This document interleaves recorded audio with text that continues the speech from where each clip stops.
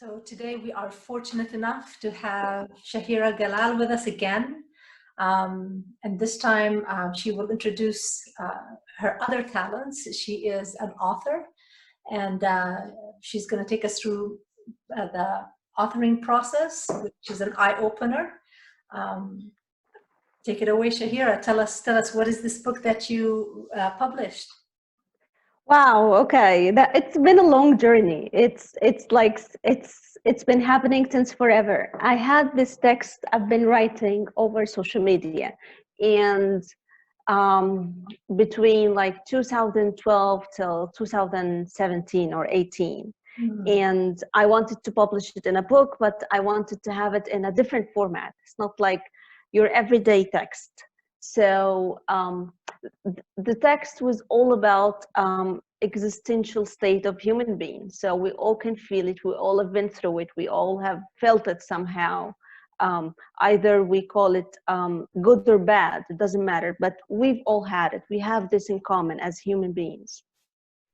So I went to a friend of mine who is an artist. He's an architect, and he can draw very well as a second talent, because everybody can have like something magical happening in their life like that.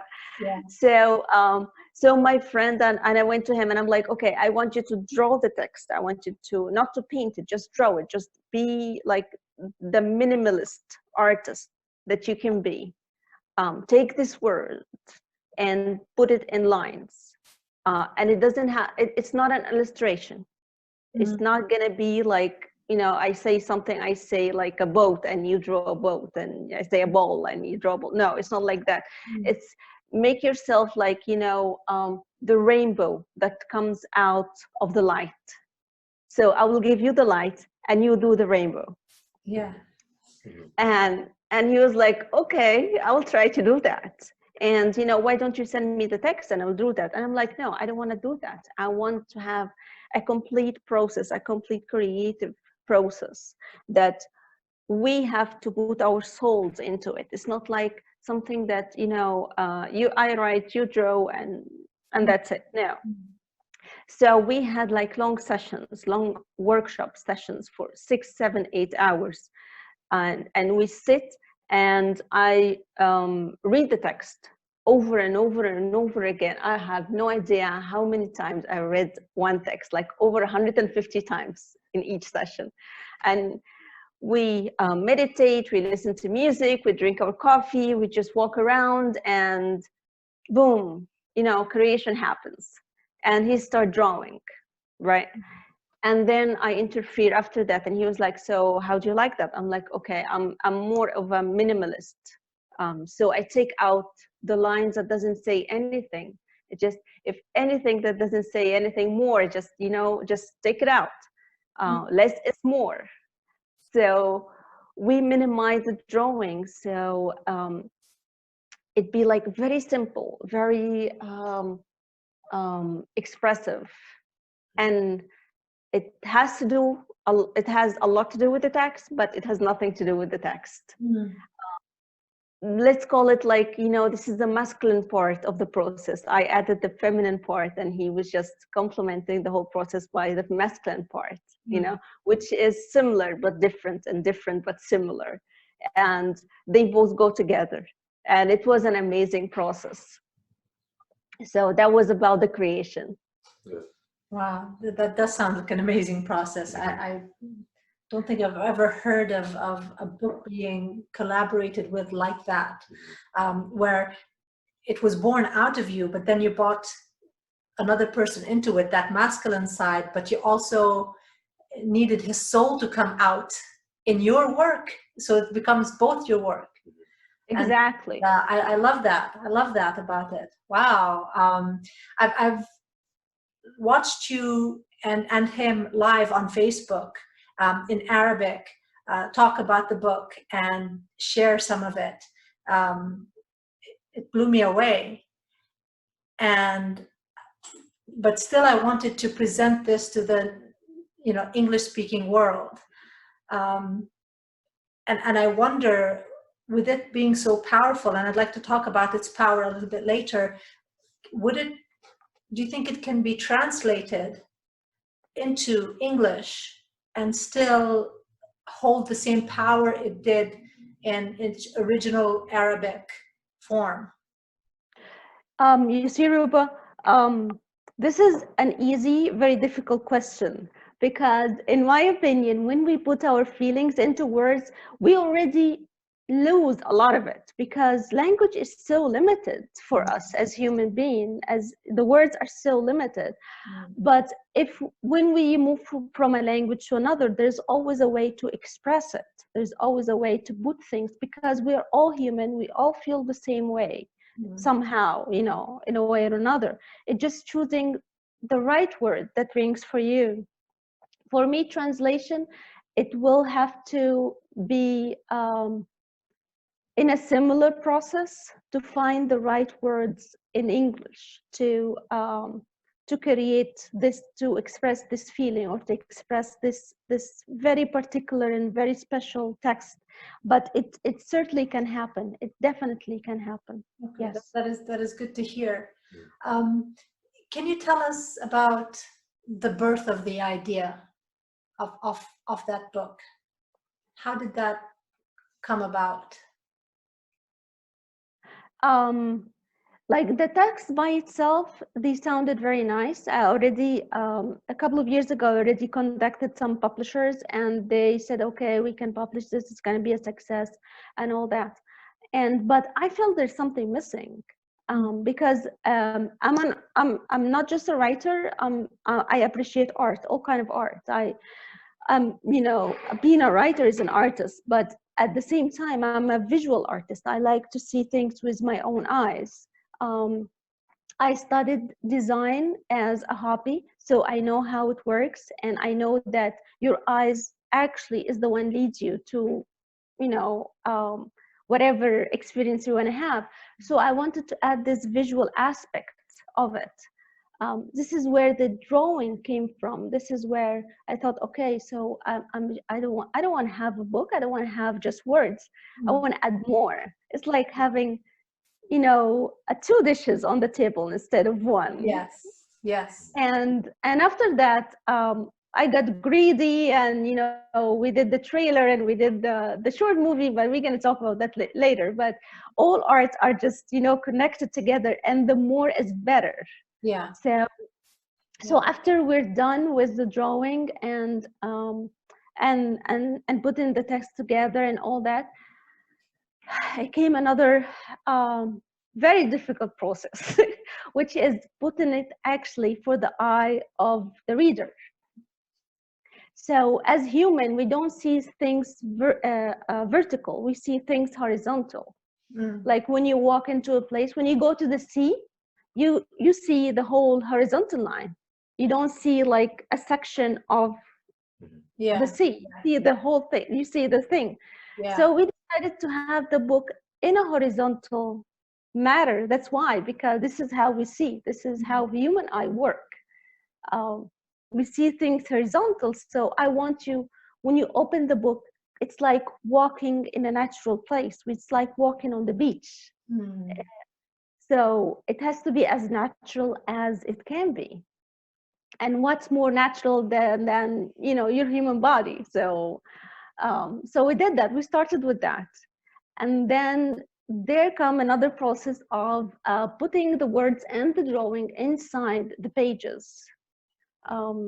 So there's a lot of rules in design that makes you look in a certain way. Like if you look at one page and naturally your human eye go to the corner, the third corner. They call it the rule of thirds. So this is the first thing that your eye goes to. This is where your subject has to be there. So we started to work these rules inside the book.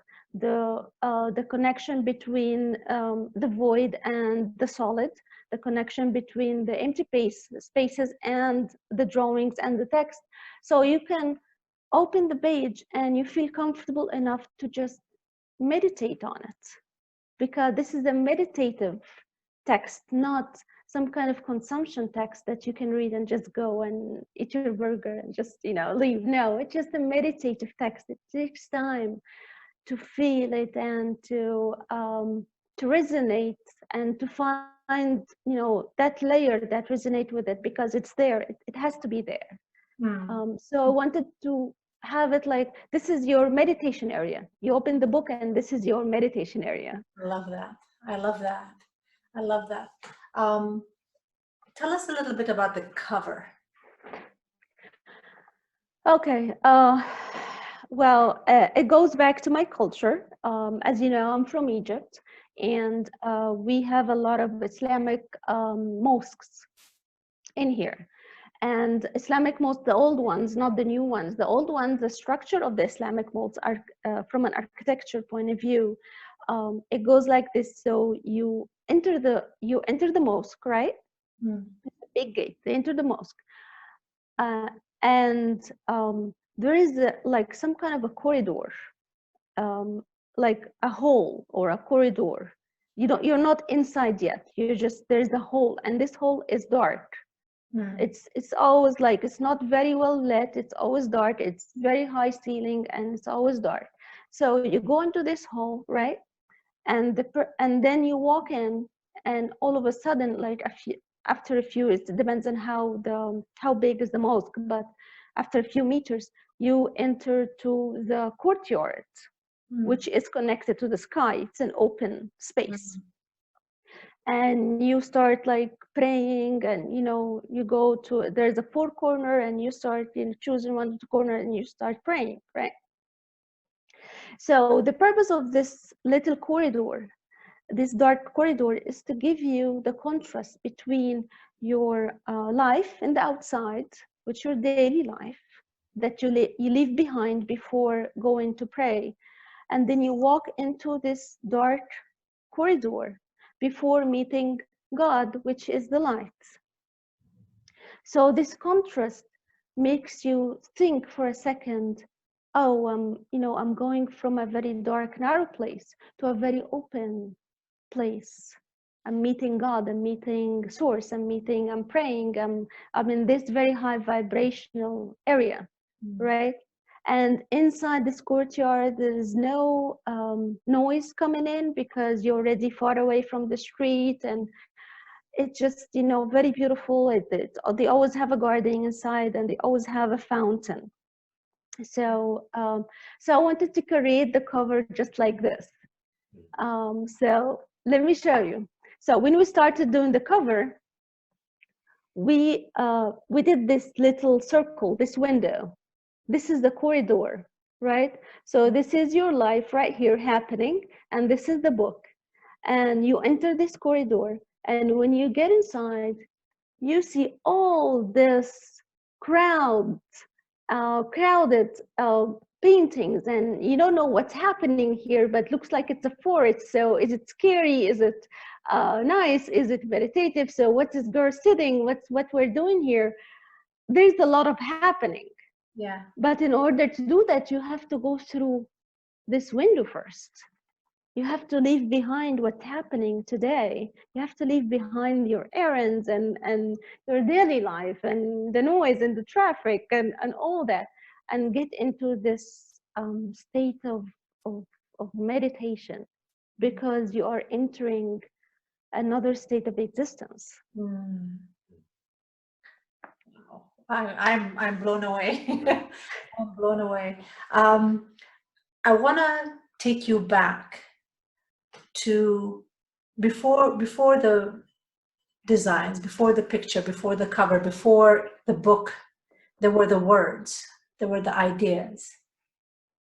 Can you give us a feel of the inspiration? What inside you? How did this book come to be? Okay, so I started my spiritual path in 2005, 2006, and I was very lucky to meet a lot of spiritual teachers. I've been guided, and I give them lots of appreciation and gratitude for that. And I was trying very hard. I was trying, and to be like, always in a higher vibration, always in a gratitude state. And starting 2011, I said, okay, wait a minute. Before we do that, before we become peace and light, we have to deal with the shadow first. We cannot just leave these things bubbling underneath. We cannot leave, all this despair and anger and I don't know, whatever feeling that we call negative, because this is just going to be fake. Being peace and light and all that, it's going to be fake. Let's just not do that. So I said, okay, let me try to be real, like really real, like raw, real in that. And if I'm angry, I'm angry. If I'm desperate, I'm desperate. And if I'm in need for people to come and, give me a pat on the back or whatever, I'm just going to do it. I'm just going to say it. I'm not going to act tough. I'm not going to act, period. Yeah. And this is where it came from. I started writing text about how I really feel at the moment. And it's not staged. It's nothing staged about it. It's just very raw. It's like if I'm hating, because I live in a big city and I'm a nature girl. I love, like, leave me in the forest. Yeah. But I live in a very crowded city, and sometimes it gets on my nerve. And I take all this anger from the traffic, from the big buildings, from everything, and I just say it. I just, hey, I hate this place. I don't like this place. And I give myself the right to do that, to express myself and say, hey, I'm not liking this. And when I do that, I find my way into it, because it's not covered anymore. You know what I mean? So when I find my way into it, so I walk this dark corridor, this shadow, to the light, back to my peace and back to, my gratitude state of mind. This is how I do it. It's not like, pushing something that I don't feel. I don't feel this way today. So, so this is how this is why the text took too long, because we cannot be, in this state of mind, because we fluctuate in feelings. And every day we just, in the morning we're happy, in the evening we're not, in the afternoon it just, we're blah. So, so within this course of few years, I had all these feelings and I just put it in one text, and that's it. Gosh, and energetically, I'm almost excited to touch the book. Yes. Whether I can read Arabic or not, I think energetically, just just touching it, I think, especially for someone maybe who is sensitive to energies, that piece might just come by touching the book. Well, you brought up a very nice point, and this is actually what I was trying to do while creating the book, because I work with stones, I work with herbs, and I ask my stones, hey, you guys, are you going to help today? And one of the stones just volunteered to do that. And I take the stone or the herb or whatever to the creation workshop that we used to do, and that will be our helper for the day. And we charge the book and we charge the words and drawing with this vibration. That's why I met a lot of people and they said, oh my God, I have no idea what's going on, but this book is just bumping. You can feel heartbeat inside. I'm like, yeah, because it's alive. Wow. Yeah. I just get excited. I mean, I've heard you talk about it before, and each time I just love the color. I like the concept. I like the vibration, and I really can't wait to get my hands on it.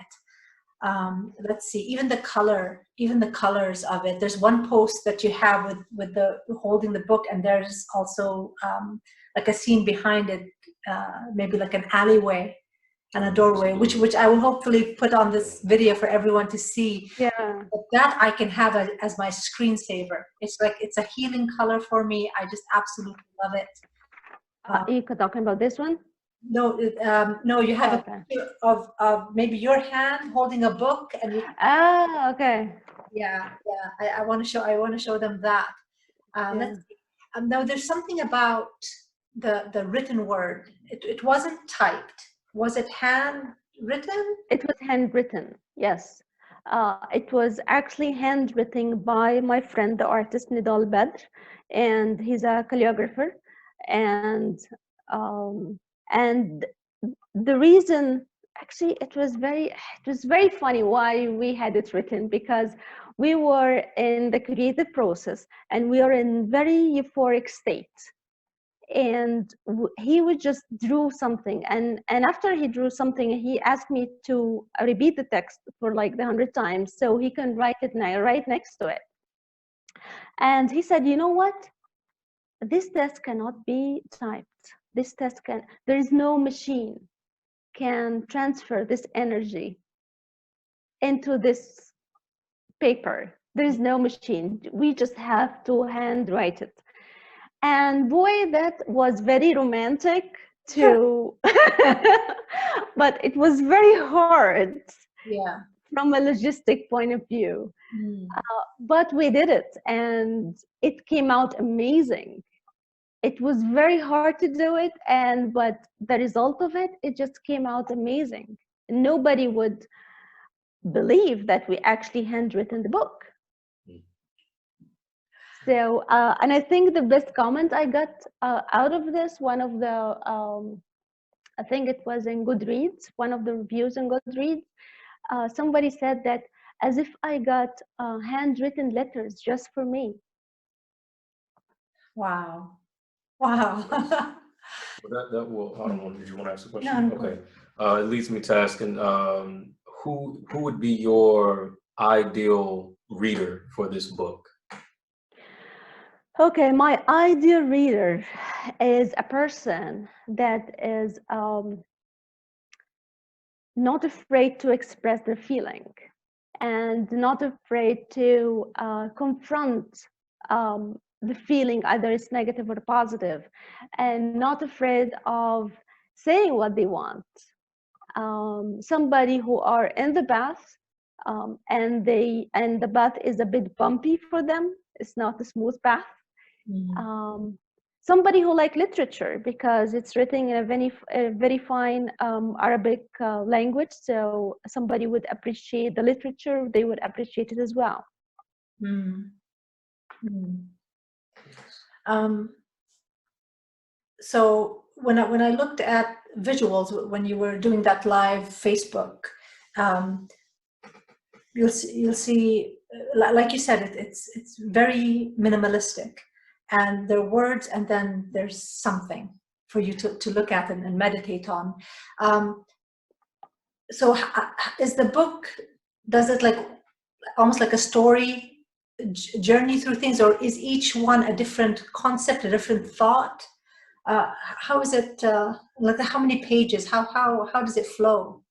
Well, thank you very much, Ruba, for your question, because that was one of our challenges. This is all me, but at the same time, it's different time, different frame of thought, different state. So we have to find the storytelling, because at the end of the day, we are all storytellers as writers. So I have to tell a story. So I did a lot of work in terms of organizing the text, having something in common. So it's categorized different chapters. So the first chapters is called Me and Me, which is myself, is all about, you know, how I deal with myself. And then me and him, which is me and the other person, whatever the other person that is, you know, and me and the world, myself and the world. And then there is a separate section called Unusual Diaries, which I wrote in my Vipassana retreat in Bali. So this is a very unusual diaries. I had to record it there because it's like a very tough retreat. It's you take a vow of silence for 10 days, and they take all of your equipment, they take all your notebook, and they take everything from you, and everything is happening inside. So, and you go through like 12 days of silence, that you and yourself inside, and that's it. And I just had to record this experience. It was a magical experience, and I had to put it in paper, and it came out magical because that retreat was happening right underneath the volcano inside the forest. So the place was magical. What's happening was magical. It had to be put in a magical way. Mm. Wow. Can you? Go ahead. Sorry, go ahead. What was the biggest takeaway from that experience? Yeah. Well, sitting in silence for 10 days or 12 days, one of the biggest things that we don't need that many words. We don't need actually to talk. It is so funny. Like we were 80 people in this place, 40 men, 40 women, and we shared huts to stay in. And after 3-4 days, you can find that certain people are just sit together, where we were not allowed to talk or do eye contact or do eye gesture, nothing at all. But you can say, like, oh, these people are going to be friends. And this is exactly what happened. Like, I used to sit with this person next to that person every day. We had a lecture at the end of every night, and we just, we were allowed to move around. So I put my meditation pillow right there, and she would put hers right next to me, and we watched the lecture. I don't know her name. She doesn't know my name. Nothing. We just sit next to each other. One of the days I came and I found somebody else's pillow in there, and I just moved it. I just moved it away. I want my friend to sit next to me. I have no idea who that person's name is, but I want her to sit next to me. And after we're done, we just, looked at each other and we hugged and we kissed. And she was like, hey, you know what? There's somebody else came, and I'm like, yeah, I moved. And she was like, yeah, I moved too. The other day I moved the pillow, and we're still friends till now. Wow. So, but the subtle communication is way stronger than we think. The subtle communication between us humans, it's like when we stop talking, actually we're still gonna communicate, and we're still gonna say things together. And this is one of the amazing thing. Another thing happened very magical in this time. We had to take a vow of not killing. Like we are not allowed to kill anything. Okay. And that sounds fine, right? But if you think you are in the forest and there are insects like on the size of a squirrel.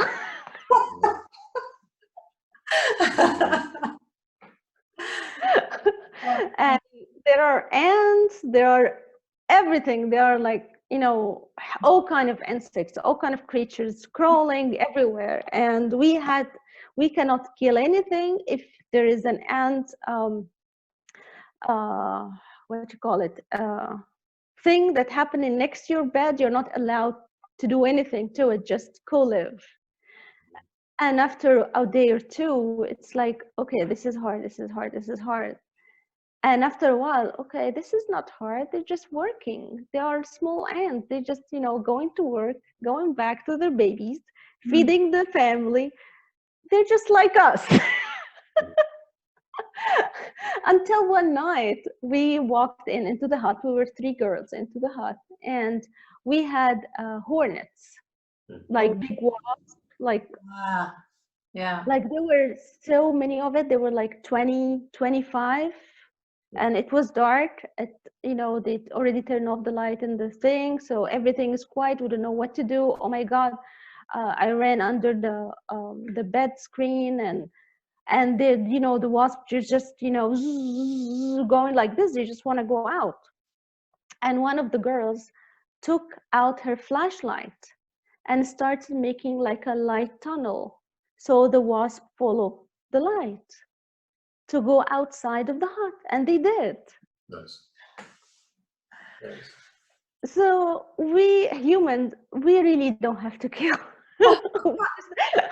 Seriously, we just take them outside. We just, we have to come up with creative way to coexist with every creature in this planet, because it's possible. We just have to think outside the box a little bit, just, get used to, we're not the only one living here. Yeah.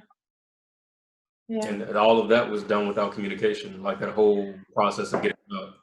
Exactly. That's really interesting. Wow. All right. Wow. My goodness, let's see. Would you happen to have something we can see, something we can hear? Can you share with us? Can we get a peek? Yes, definitely, we can get a peek. I translated some of the pieces. I'm not a translator, so I just, I wrote what comes up to be. So, you want to try, see if we can look at the page at the same time? Yeah, let's see. Okay. All right, can you see this? Yes. All right, very good.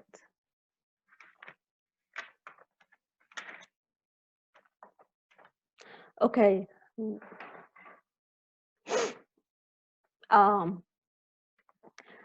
Drowning is the cruelest way to die. That moment when the thoughts is crowded in your chest, filling up your lung, leaving you gasping for a breath of imagination. Drowning inside of yourself is the cruelest way to go. Can you see, Aruba, the drawing is so different from the words, but at the same time it say the words? Yeah, it evokes its own thoughts. And I'm sure it's the kind of thing where everybody sees what they need to see in it. Exactly. This is exactly the way it is. Like, you can see different shapes inside. Yeah. Yeah. What was the pull from inside for that piece? I'm sorry? What were you maybe experiencing in that moment? Like, what was the drive in order for you to create that piece? Well, I think overthinking, Nick. This is the way to say it, just overthinking, because we in our modern life are just have the tendency to overthink. And if you think about it, it's only one or two thoughts that keep drowning you. It just take you away. It's like the same thought over and over and over and over.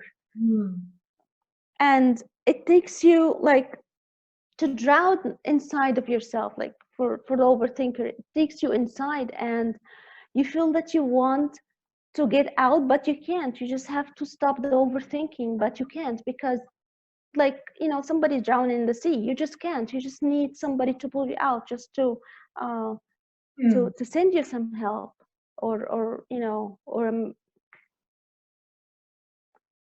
so I think anybody is suffered somehow from overthinking. Yeah, I think we all do. As human beings, I think we all do. Let's see if we can. Oops. Okay.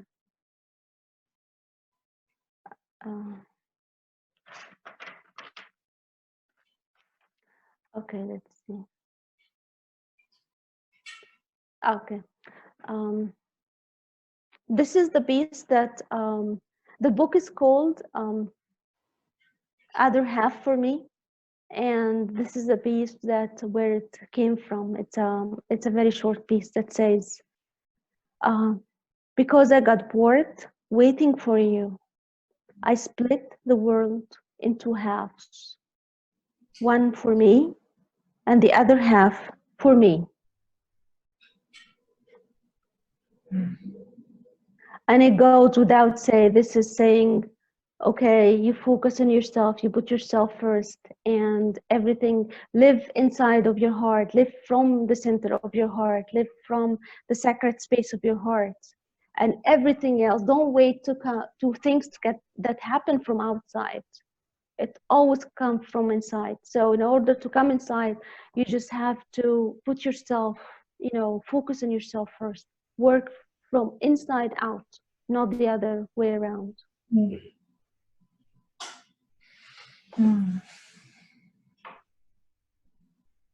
Mm. Okay.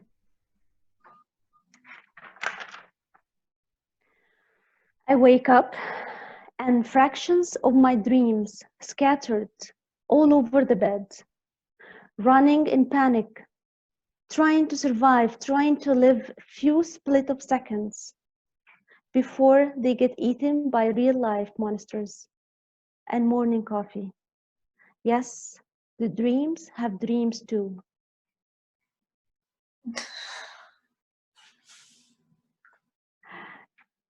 Thank you. I'll tell you what, I got goosebumps on all of them, and I'm fighting back tears on that last one. So, wow. Wow, I'm speechless, really. Thank you. Very deep. So that was the story behind the whole thing. That was oh, something else I want to tell you guys. After we're done with the book and after we're done with the drawing and text and all that, I thought it's going to be selfish to have this book for myself. So I put an empty spaces for people to write and draw inside the book. Yes. So everybody, so it's going to be personalized. Now I'm having the problem because people don't want to lend it to others because it's already got too personalized. Does the reader know that that's what that space is for? Yes, yes. So we make sure in the introduction that tell them what to do with it. And actually the motto or the slogan of the book is all experiences are welcome. All experiences are wonderful. So whatever your experience is, whatever you judge your experience, it's already welcomed here. It's a safe place to express yourself. It's a safe place to be whatever you are. And whatever you are doesn't mean you have to be good all the time. No. Yeah. Yeah. You know, I like that. And perhaps this is a book maybe not to be shared like that. That's the book that sits in your meditation space, maybe, or next to your bed. That is your book, where it takes. Exactly. And people told me that they had to get several copies because the first one, as they ran out of empty spaces, so they have to get another one. Yes. I don't know why, but it comes to me, for example, I had a friend who, he had tarot cards or tarot cards, however you say it. And of course you can't touch them. If you touch them, you have to clear the energy from them. And I feel that probably for me, that book would be like that. This is not a book that I leave on a coffee table. Maybe I can get another one for the coffee table, but I think just you reading those pieces, and this is in English, not even like in the original form.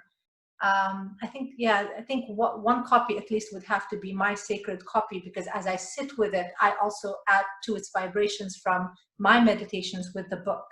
And I feel like that in itself is sacred. Yes, absolutely. Yeah. It's like your prayer beads or something. You don't just put them in the kitchen or leave them somewhere. So yeah, I think absolutely. I like the idea, because this book, usually one copy is enough to buy. But with this book, the nice maybe business aspect of it is you probably need more than one. Yes, absolutely. Yeah. I like that. Oh wow. Oddly enough, for me, I would want to I would share it when I was done with it, and I say it when I mean this.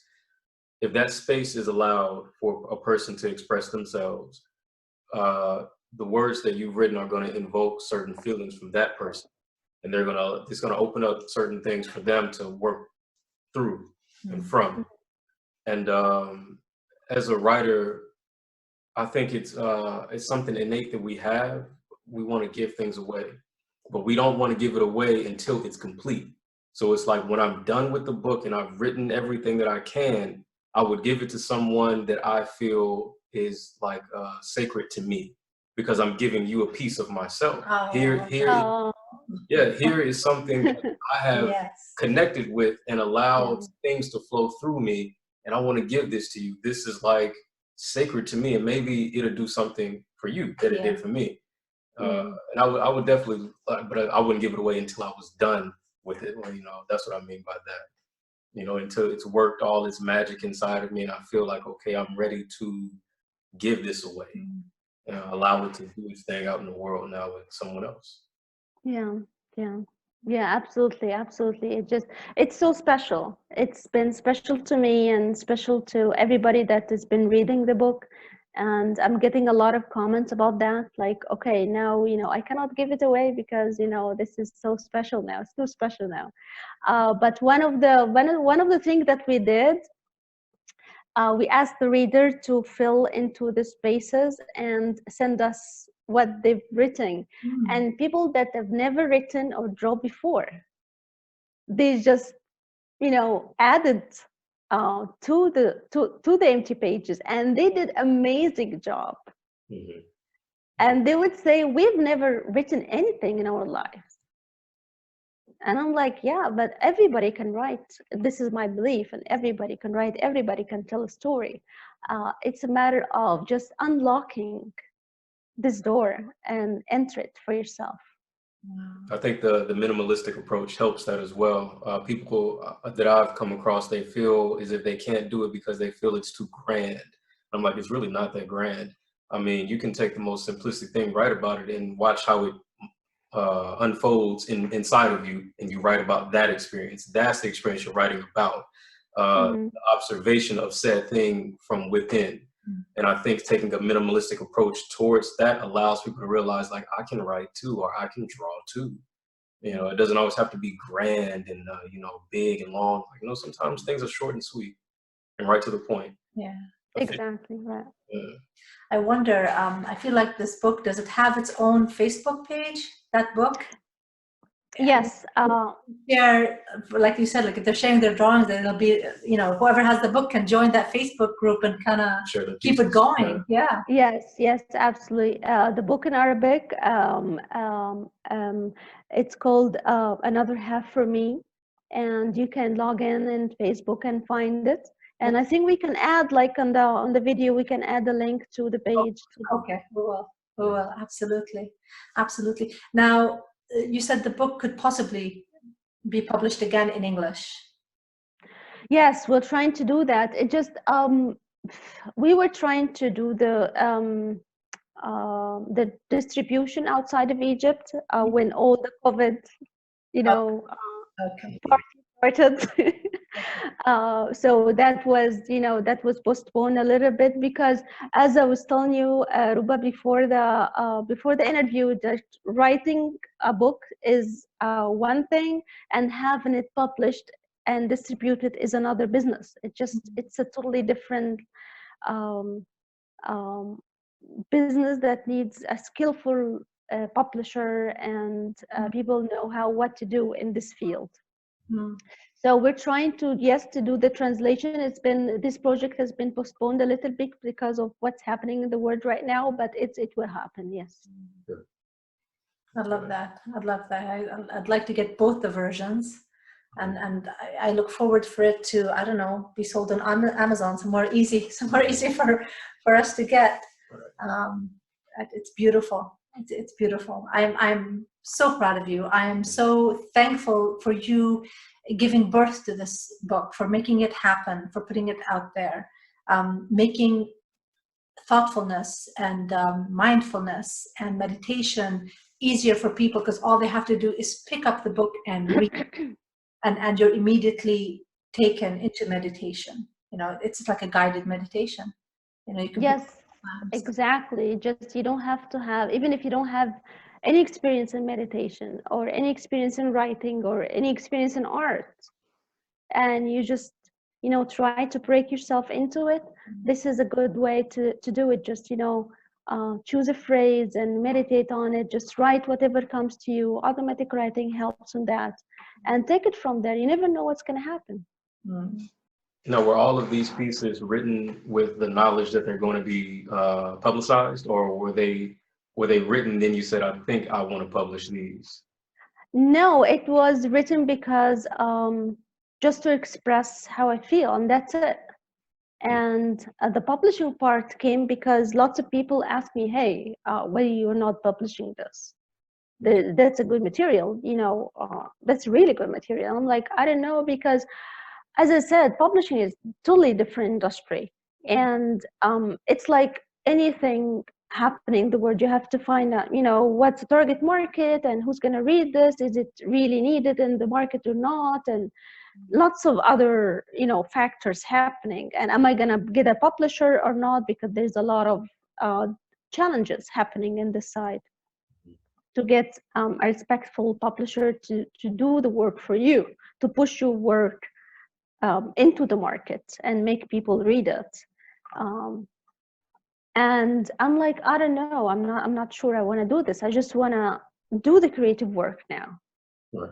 And after that, it just happened. I just sent to a couple of publishers. Like first I sent to like the biggest publisher in Egypt, and for some reason it didn't go through because I was already the due date of submitting things has already passed. And the girl liked the material and she said, okay, let me see if I can push it through. And it was like very hard to meet the deadline. It was very hard. So I had to wait another cycle, because it worked in cycle. And some of one of my friends said me, hey, there's another publisher. They just started. It's a totally startup. And I have no idea who that people is. I have no idea. I have no experience in the market. So I just sent my material and said, okay, hey, will you read it? And normally these things takes months, because they have to go into a reading committee, and they have to approve it, and they have to work on it, and they have to do a lot of things. And after, I think 1 week, I got a phone call. And I'm like, okay, that was quick. And I got a phone call when I was in North Carolina with Yoruba, meeting you. Wow. I know.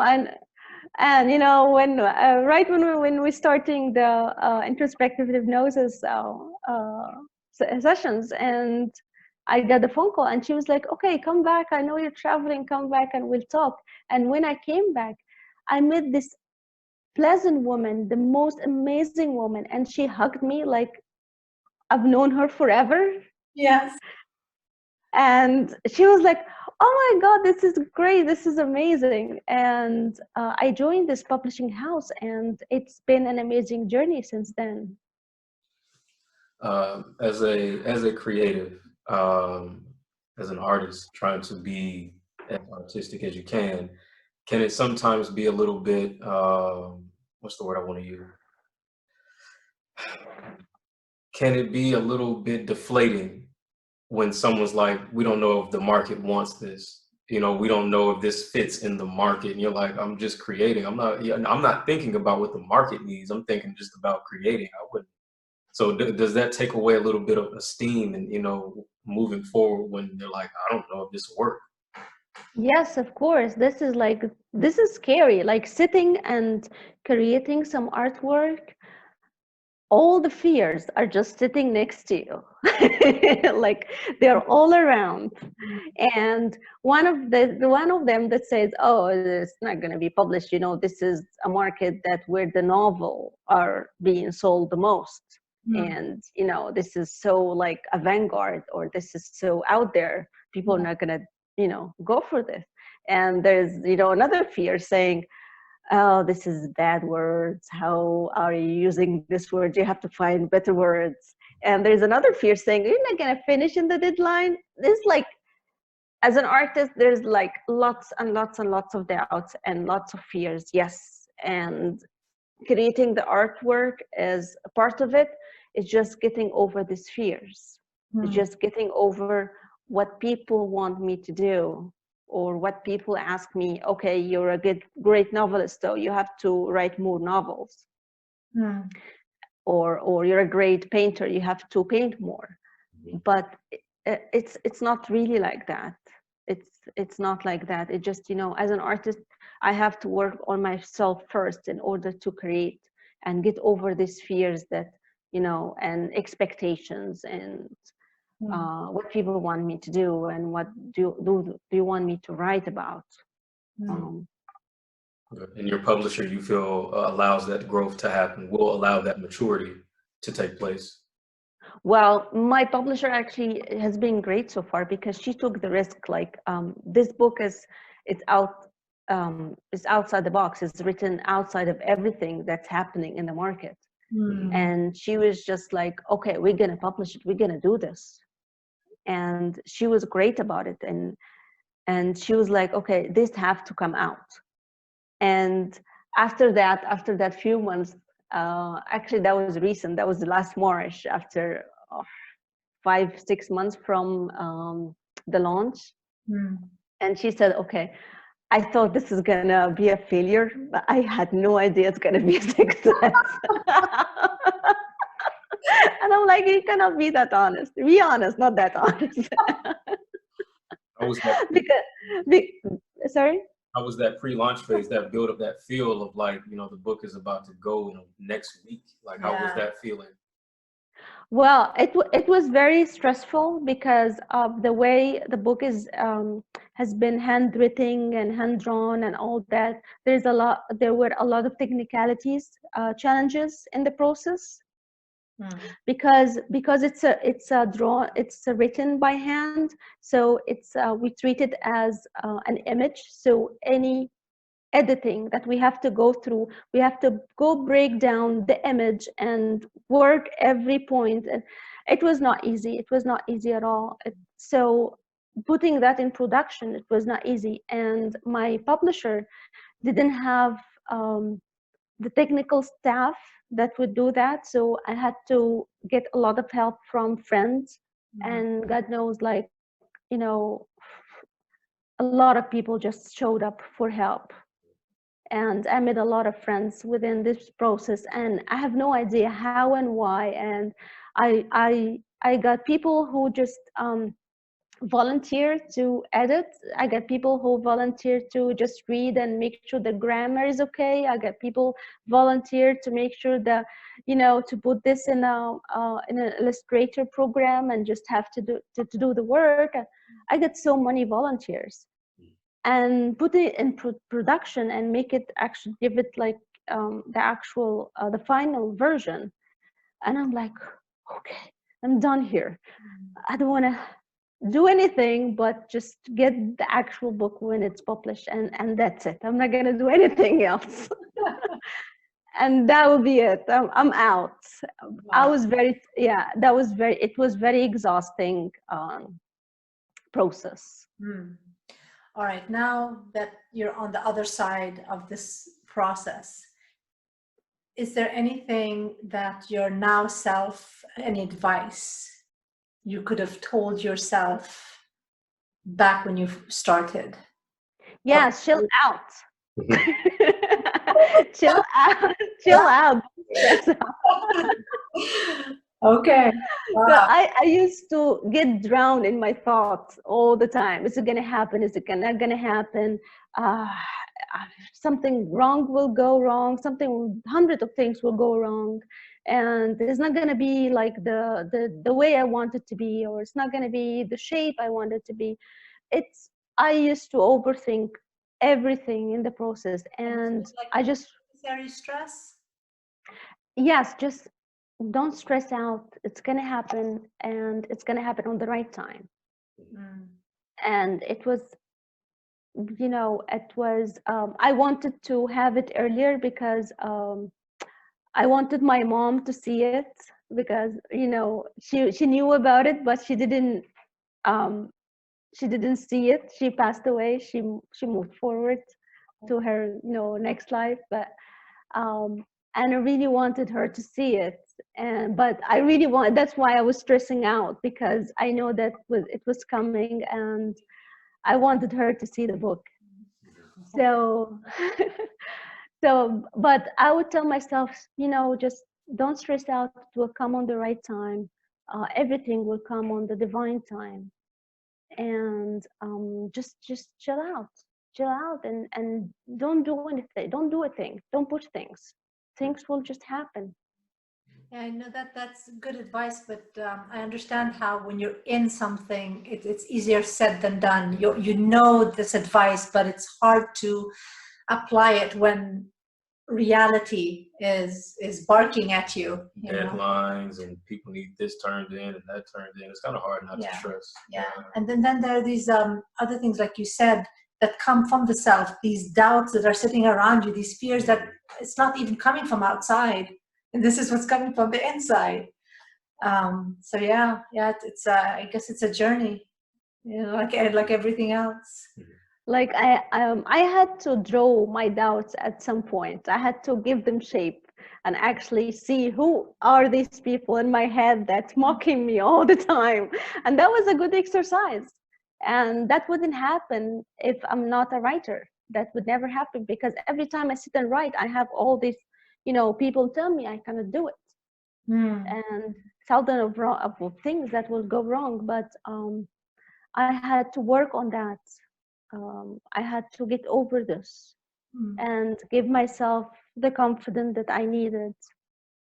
And that's part of the process as well. Okay, so one last thing, I guess, unless we have other questions. Tell us about the trailer. How did that come about? Well, I'm very greedy when it comes to art. I just want to do it all. I just want to have the whole experience of it. And I'm like, okay, we did the writing, we did the design of the book, we did the drawing, and why not we have a little movie? And I called my friends and I'm like, okay, so are you in or out? And they were like, okay, we don't know what we're signing up for, but we're just gonna do it.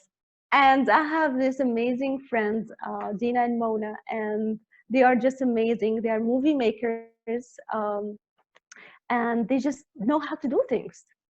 So we sat down and we had a couple of workshops to put concept and to write shots and to do all this.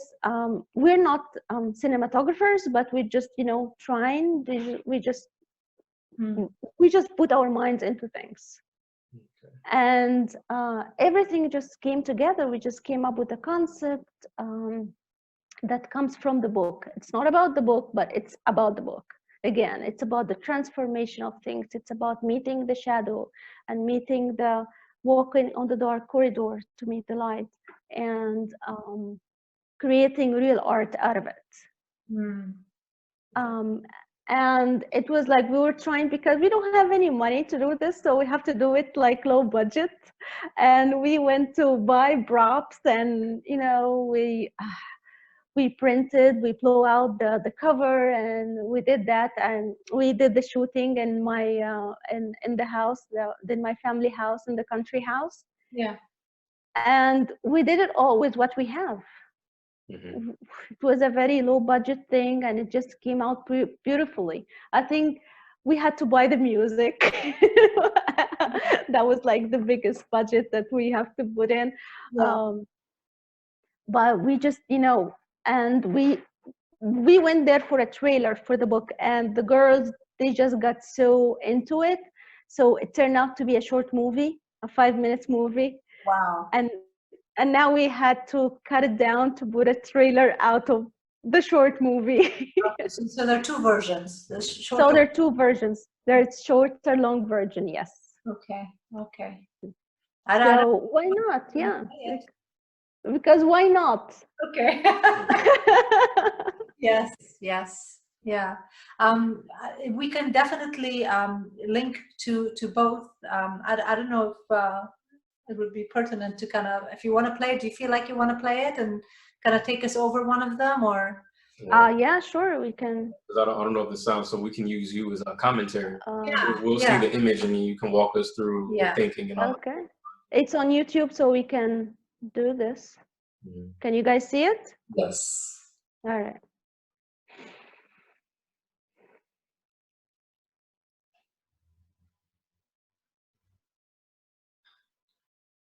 So this is we're not hearing a sound. Right. Is that Okay? There's music. There's beautiful music in the background. So would you mind, is it okay to get some commentary of just about, the image? This is the cover that you guys saw Yeah. at the beginning, and this is the hero of everything that's sitting here. That's actually ready to go to the forest, to the dark corridor, and experience whatever comes, either good or bad. It doesn't matter. There is no judgment here. Yeah. That's beautiful. And we'll definitely we'll link that. Yeah, we'll link to that. We'll link to the longer version as well. That is beautiful. I just love this. Right. So I mean, a big question would be: are you ready to do it all over again? Would you do it again? I would do it again in a second. Yes, I would do. I would do the whole thing again in a second. It just writing is so addictive. Right now, actually, I'm working on another project, and I'm dealing with the whole thing again, and I'm trying to tell myself not to stress out, to calm down, and it will come with time, and lesson learned, and I'm trying to do that. And again, it's not easy. It's not easy. It's not an easy process. And one of my writing teachers used to say, artists are the subconscious of any society. And that is very scary, because you express of the whole, the collective consciousness of this place, or of humanity, or whatever you're connected with. And it's such a responsibility. It's such a responsibility to create any piece of art. With the next book follow along the lines of this book, or is it going to be a totally different project? It's a totally different project. I'm breaking into something new, and again, it's I'm taking the risk again, because people like to stay on track. Like, people ask me, okay, so when is part 2 coming in? And I'm like, oh, okay, why I want to do part 2? Do I really want to do part 2? Because some people are just like that, that was a success, so let's do more. But it's not about that. It's not about creating success. It's about creating the self. It's about creating who I am. And right now, I just moved away from this point. I am in a different point now, and I'm expressing the point I'm in. And I know this book has been success, and we launched in October, and we had our second edition in 2 months. And that was a record, that was an amazing thing. And the third edition is coming out, but it's a bit late because of the lockdown. But it's been great. But that doesn't mean I have to repeat myself again. It just explore different arenas and different fields. Yeah, that makes sense to me, because you're not writing, because your intention for writing is different. You're not out to make money or create a please people, create a number 2. This is your self-work that you're sharing with others, and like you said, you're done with this, and actually this book seems like a nice what do you say, like you've been through something, and this is kind of like the culmination of it, and this is how I end it. This is how all loose ends are done. So to make a part 2, that would be you pleasing other people. It's not, it's going to be totally different. Yeah, so, absolutely. And there's nothing wrong about, writing professionally to just, make money out of it, or to just, some people just choose this path. It's just not my path. Yeah, exactly. I love your path. But it's still going to be writing, though, right? Are you still writing, or are you doing it's still writing? All right. I always mix my writing path with my spiritual path, so we get a bit both worlds. I'm mixing both worlds. That's what I try to offer in the products that I offer. That's what I'm trying to do. It's lovely. Shahira, thank you so much. Thank you Thank you so so much. much, guys. Thank you for having me. That was awesome. Oh, there'll be more. There'll be more. We have time. We've got the questions, and yeah, we love what you're doing in this world, you know, and sharing it with us. Thank you so much. Thank you so much for having me. Thank you, Nick. Thank you, Ruba. Thank you. All right. Thank you.